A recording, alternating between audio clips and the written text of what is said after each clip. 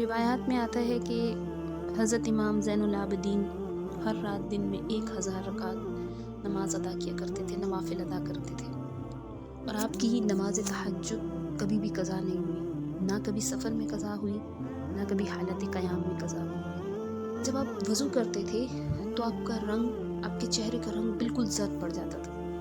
ایک بار کسی نے آپ سے یہ پوچھا کہ آپ کے چہرے کا رنگ زرد کیوں پڑ جاتا ہے، تو آپ نے فرمایا کہ تمہیں نہیں معلوم میں کس کے روبرو کھڑا ہوتا ہوں۔ آپ کی عادت شریفہ تھی کہ جب تیز ہوائیں چلتی تھیں آپ بے ہوش ہو کے گر جایا کرتے تھے۔ اللہ اکبر! یہ کتنی بڑی بات ہے کہ اللہ کے خوف سے، اللہ کے ڈر سے، ناراضگی کے ڈر سے، کہ یہ جو ہوائیں تیز چل رہی ہیں شاید یہ اللہ کے غصہ ہونے کی علامت ہے، شاید یہ اللہ تعالیٰ کے ناراض ہونے کی علامات ہیں۔ آج دیکھیں ہمارے ارد گرد جب ہم دیکھتے ہیں زلزلے کتنے زیادہ ہوتے ہیں، لیکن ہم اللہ کی طرف رجوع نہیں کرتے۔ ہمیں یہ احساس نہیں ہوتا کہ شاید یہ اللہ کی ناراضگی کی علامت ہے۔ تیز ہوائیں بھی چلتی ہیں، موسم بے موسم کی بارشیں بھی ہوتی ہیں، لیکن ہم کبھی بھی نہیں محسوس کر پاتے کہ شاید یہ اللہ تعالیٰ کی ناراضگی کی علامت ہو۔ یہ اللہ تعالیٰ کا بڑا کرم ہے، یہ اللہ تعالیٰ کا بڑا فضل ہے۔ اگر اللہ تبارک و تعالیٰ کسی انسان کو اتنی سمجھ عطا کر دے، اتنا خیال عطا کر دے کہ وہ ان چھوٹی چھوٹی چیزوں سے اللہ کی طرف رجوع کرے۔ رسول اللہ صلی اللہ علیہ وسلم کے وقت میں جب سورج گرہن ہوتا تھا تو آپ صلی اللہ علیہ وسلم نے نماز کا حکم دیا۔ جب تیز آندھیاں چلتی تھی، طوفان آتے تھے تو آپ نے نماز کا حکم دیا۔ تو آپ صلی اللہ علیہ وسلم کے وقت میں بھی جب اس طرح کے موسمی تغیرات ہوتے تھے تو اس میں اللہ کے رسول نے ہمیں کس چیز کا حکم دیا، امت کو تعلیم کس چیز کی دی؟ نوافل کی دی۔ لیکن آج ہمارا دھیان ہی نہیں ہوتا، ہمیں پتہ ہی نہیں چلتا، ہمیں معلوم ہی نہیں ہے کہ یہ کیا ہو رہا ہے، حقیقت میں یہ کیا ہے۔ ہو سکتا ہے یہ اللہ کی ناراضگی کی علامت ہو، لیکن یہ چیزیں اللہ تبارک و تعالیٰ اپنے ان بندوں کو عطا فرماتے ہیں جن کے اندر بصیرت ہوتی ہے، جو بصیرت کی آنکھ سے دیکھتے ہیں۔ حضرت امام زین العابدین کے بارے میں آتا ہے کہ ایک مرتبہ نماز ادا کر رہے تھے اور نماز ادا کرتے ہوئے ان کے گھر میں آگ لگ گئی۔ آپ سجدے کی حالت میں تھے، لوگوں نے آپ کو بہت پکارا لیکن آپ نے سر سجدے سے نہیں اٹھایا۔ جب آپ نماز سے فارغ ہوئے تو لوگوں نے آپ سے پوچھا کہ آگ لگ گئی لیکن ہم نے اتنا بلایا لیکن آپ نے سر نہیں اٹھایا۔ تو امام زین العابدین نے کتنا خوبصورت جواب دیا۔ انہوں نے کہا کہ مجھے دنیا کی آگ سے زیادہ آخرت کی آگ کی فکر تھی۔ یہ چیز سوچئے، یہ لمحہ فکر ہے کہ ان کو اتنا آخرت کا خوف تھا کہ انہوں نے اپنا سر سجدے سے نہیں اٹھایا۔ اور آج ہم کیسے لوگ ہیں کہ ہم ایک وقت کی نماز بھی ادا نہیں کر سکتے۔ ہم مصروف ہوتے ہیں، ہمارے پاس دنیا کے بڑے کام ہوتے ہیں، ہمیں بچوں کو اسکول بھیجنا ہے، ٹیوشن بھیجنا ہے، ہمیں باہر جانا ہے، ہمیں بازار میں جانا ہے، ہمیں بہت سے گھر کے کام کرنے ہیں۔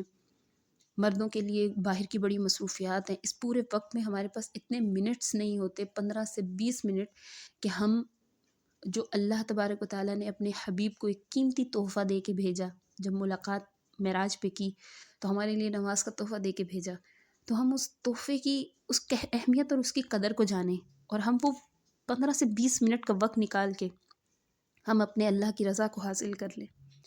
دیکھیں، ہمیں تو نمازیں جو اللہ تبارک و تعالیٰ نے پیش کی تھی رسول اللہ صلی اللہ علیہ وسلم کو، وہ تو 50 نمازیں تھیں، لیکن پھر رسول اللہ صلی اللہ علیہ وسلم جانتے تھے اپنی امت کی کمزوریوں کو، تو آپ اس میں تخفیف کرواتے گئے یہاں تک کہ 5 نمازیں رہ گئی۔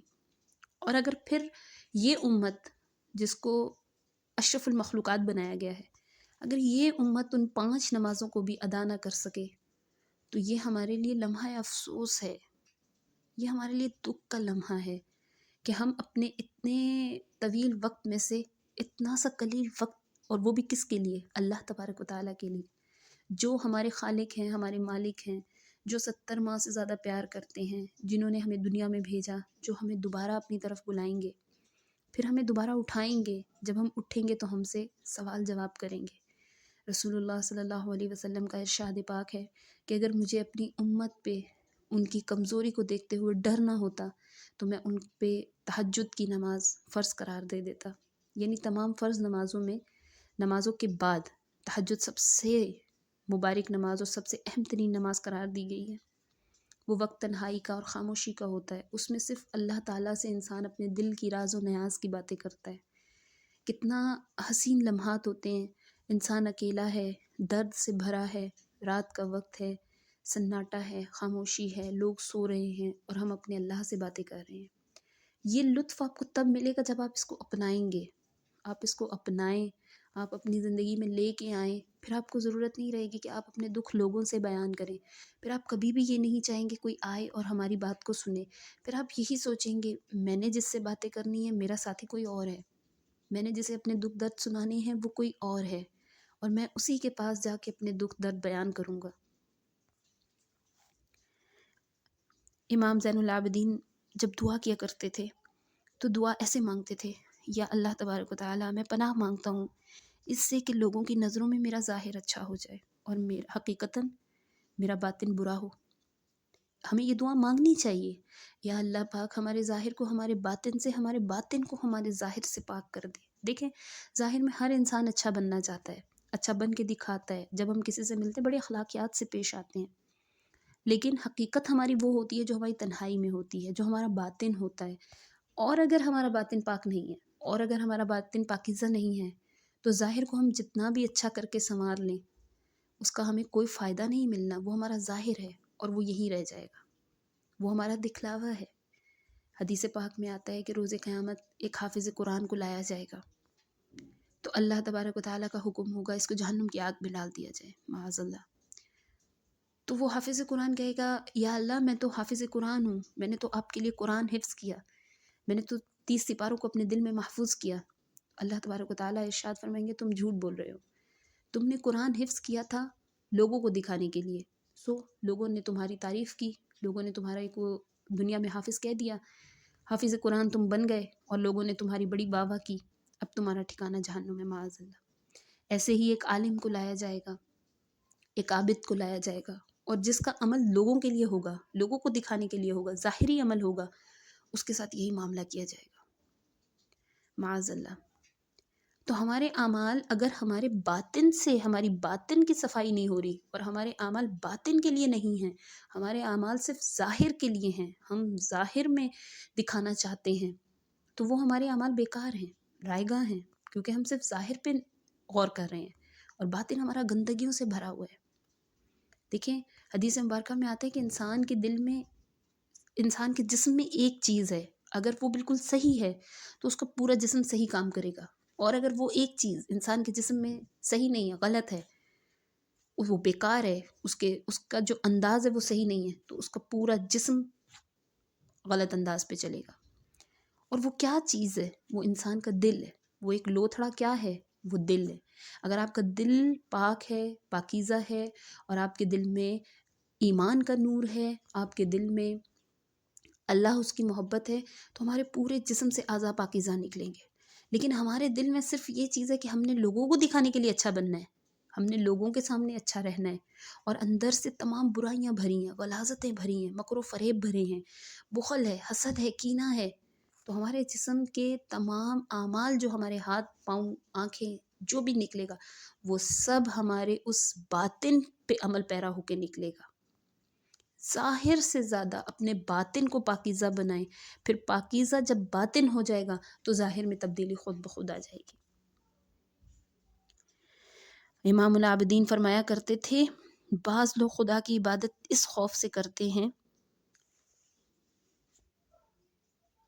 یہ عبادت تو غلاموں کی ہے، اور بعض اس کی جو عبادت کرتے ہیں وہ رغبت اور ثواب سے کی امید سے کرتے ہیں، یہ عبادت تاجروں کی عبادت ہے، اور بعض بندے نعمتوں کا شکر ادا کرنے کے لیے عبادت کرتے ہیں، یہ عبادت جو ہے یہ آزاد بندوں کی ہے۔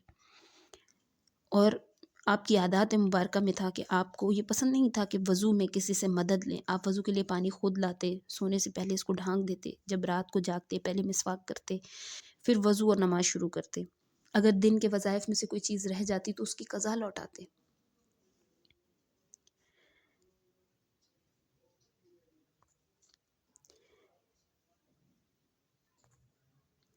آپ لوگوں پہ بڑے سخی تھے، لوگوں کی بڑی مدد کیا کرتے تھے۔ جب آپ نے وفات پائی تو آپ کے انتقال کے بعد 100 گھرانے ایسے نکلے جن پہ آپ خرچ کیا کرتے تھے، اور آپ ان کی مدد کے لیے راتوں کو نکلا کرتے تھے، معاذ اللہ ہماری طرح دکھلاوا نہیں تھا. اعمال میں دکھلاوے سے بچنا چاہیے.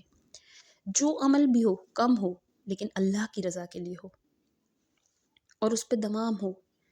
اگر ہم کسی کی مدد